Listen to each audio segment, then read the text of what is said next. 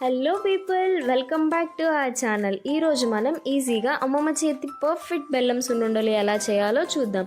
వీటికైతే first పల్చని బెల్లాన్ని తీసుకోండి. ముద్ద బెల్లం అయితే అంత టేస్టీగా రావండి సున్నుండలు, అందుకే పల్చని బెల్లాన్ని ప్రిఫర్ చేయండి. బెల్లంని వీడియోలో చూపిస్తున్నట్టు చిన్న చిన్న పీసెస్గా చేసుకోండి. బెల్లం పీసెస్ని కొంచెం కొంచెంగా మిక్సీలో వేసుకుని ఫైన్ పౌడర్లా చేయండి.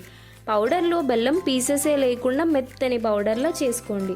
ఇప్పుడు మనం ముందుగానే ప్రిపేర్ చేసుకున్న సున్నుపిండిని ఒక బౌల్లోకి యాడ్ చేసుకోండి.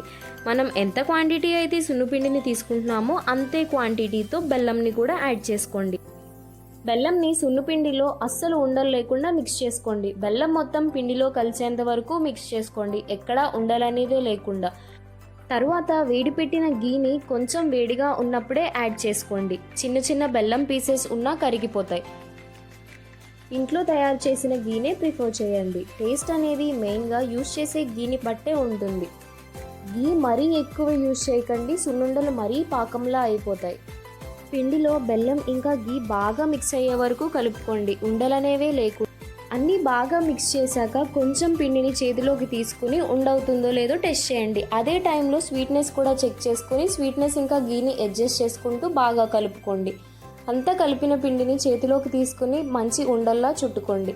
అంతే, మనకి ఎంతో నచ్చిన అమ్మమ్మ చేతి నేతి బెల్లం సున్నుండలు ready. Thank you for watching. Subscribe to our channel.